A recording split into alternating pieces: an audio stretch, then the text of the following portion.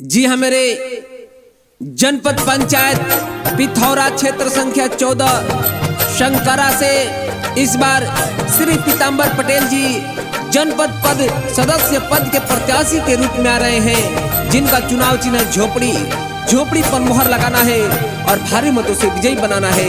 याद रखना है, झोपड़ी छाप। मेरे झोपड़ी का भाग अब खुल जाएंगे, पीताम्बर आएंगे।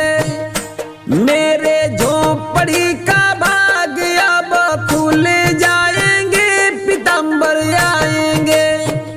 पीताम्बर आएंगे, विकास लेकर आएंगे। पीताम्बर आएंगे, विकास लेकर आएंगे। मेरे झोपड़ी का भाग अब खुल जाएंगे, पीताम्बर आएंगे। मेरे झोपड़ी का भाग अब खुल जाएंगे, पीताम्बर आएंगे। जी हाँ, आप सभी मतदाताओं का चुनाव निशान है झोपड़ी छाप पर अपना बहुमूल्य वोट देकर श्री पीताम्बर पटेल जी को जनपद सदस्य बनाना है, अपने बीच सेवा करने का मौका देना है। याद रखना है, सभी योजना का लाभ दिलाएंगे। सभी योजना का लाभ दिलाएंगे। सच्चे कहूँ हर घर पहुँचाएंगे। सच कहूँ हर घर पहुँचाएंगे। वृद्धा पेंशन आवास सबको मिल जाएंगे, पीताम्बर आएंगे। अपने झोपड़ी का भाग अब खुल जाएंगे, पीताम्बर आएंगे। अपने झोपड़ी का भाग अब खुल जाएंगे, पीताम्बर आएंगे। सबका इज्जत सबका सम्मान, सबका इज्जत सबका सम्मान। अमीर गरीब एक सम्मान, नहीं रुकेगा किसी का काम। यही होगा श्री पीताम्बर पटेल जी का पैगाम। जी हाँ, आप किसी भी कार्य के लिए हमारे पास कॉल करेंगे तो तुरंत हम फोन उठाएंगे और आपकी समस्या को दूर करने की पूरी कोशिश करेंगे। इसलिए आप हमको सपोर्ट कीजिए, वोट कीजिए और झोपड़ी का निशान जो कि बैलेट पेपर के क्रमांक संख्या 3 पर है, इसी पर मुहर लगाकर श्री पीताम्बर पटेल जी को विजयी बनाइए, अपने बीच सेवा करने का मौका दीजिए। याद रखिएगा, झोपड़ी छाप। अब की झोपड़ी पर मुहर लगाना है। अब की झोपड़ी पर मोहर लगाना है। भाई पीताम्बर पटेल को जिताना है। भाई पीताम्बर पटेल को जिताना है। जनपद पंचायत का भाग अब खुल जाएंगे, पीताम्बर आएंगे। जनपद पंचायत का भाग अब खुल जाएंगे, पीताम्बर आएंगे। अपने झोपड़ी का भाग अब खुल जाएंगे, पीताम्बर आएंगे। अगर आप आवास, नल जल की सुनिश्चित व्यवस्था, सभी सरकारी योजनाओं का लाभ उठाना चाहते हैं तो आप लोग एक कदम आगे बढ़िए और श्री पीताम्बर पटेल जी को भारी मतों से विजयी बनाइए और इनके झोपड़ी छाप पर मुहर लगाइए, झोपड़ी छाप पर मुहर लगाइए। सच्चे अच्छे शिक्षित विश्वासी है। सच्चे अच्छे शिक्षित विश्वासी है। इनका जैसा न कोई प्रत्याशी है। इनका जैसा न कोई प्रत्याशी है। सब लोग मिली खुशियाँ मनाएंगे, पीताम्बर आएंगे। मेरे झोपड़ी का भाग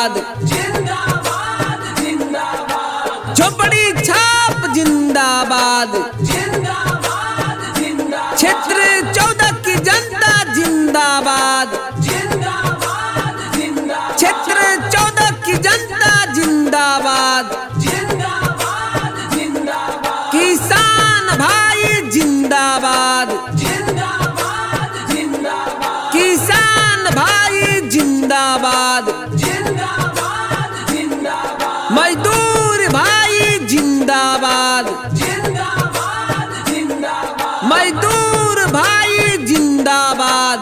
जिंदाबाद जिंदाबाद जी हाँ, मेरे जनपद पंचायत पिथौरा क्षेत्र संख्या 14 शंकरा से इस बार श्री पीताम्बर पटेल जी जनपद पद सदस्य पद के प्रत्याशी के रूप में आ रहे हैं, जिनका चुनाव चिन्ह झोपड़ी, झोपड़ी पर मुहर लगाना है और भारी मतों से विजयी बनाना है।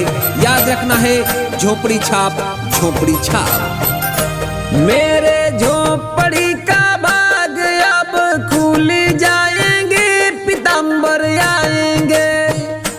मेरे झोपड़ी का भाग अब खुल जाएंगे, पीताम्बर आएंगे। पीताम्बर आएंगे, विकास लेकर आएंगे। पीताम्बर आएंगे, विकास लेकर आएंगे।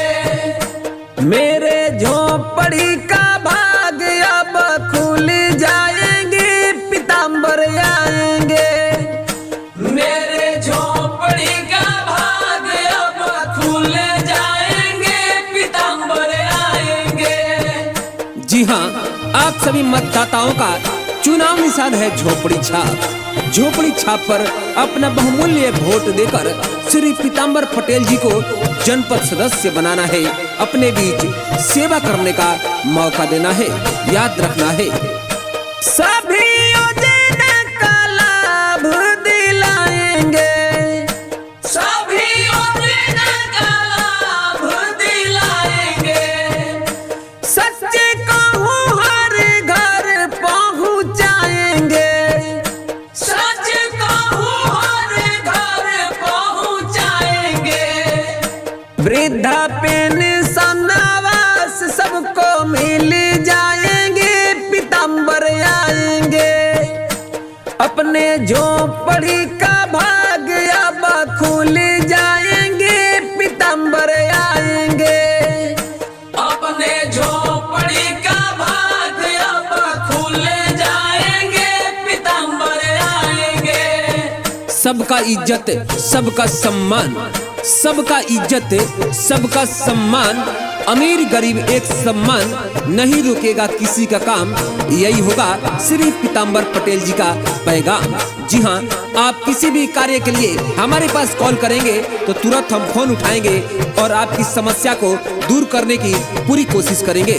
इसलिए आप हमको सपोर्ट कीजिए, वोट कीजिए और झोपड़ी का निशान जो कि बैलेट पेपर के क्रमांक संख्या 3 पर है, इसी पर मुहर लगाकर श्री पीताम्बर पटेल जी को विजयी बनाइए, अपने बीच सेवा करने का मौका दीजिए।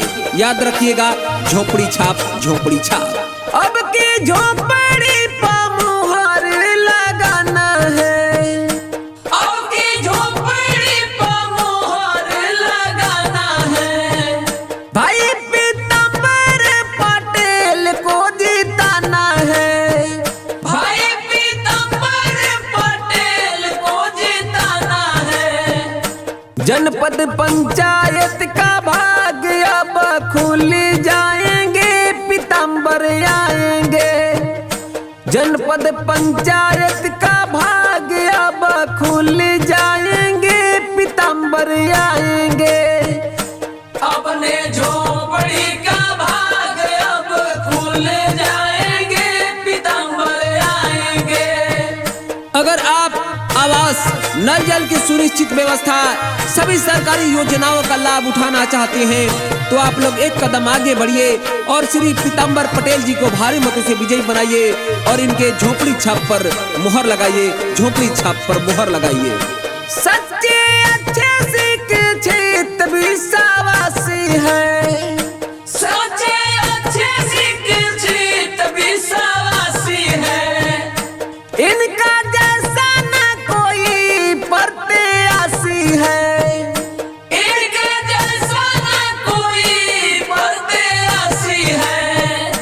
सब लोग मिली खुशियाँ मनाएंगे, पीताम्बर आएंगे।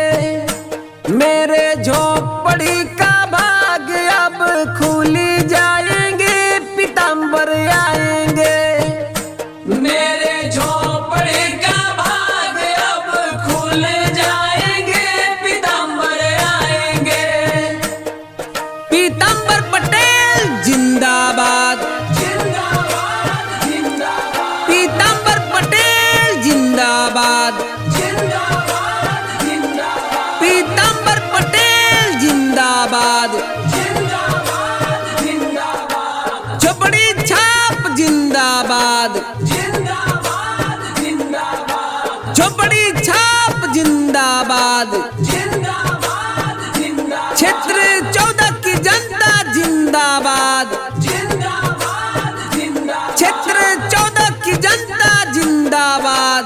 जिंदाबाद जिंदाबाद, किसान भाई जिंदाबाद, जिंदाबाद जिंदाबाद, किसान भाई जिंदाबाद, जिंदाबाद जिंदाबाद, मजदूर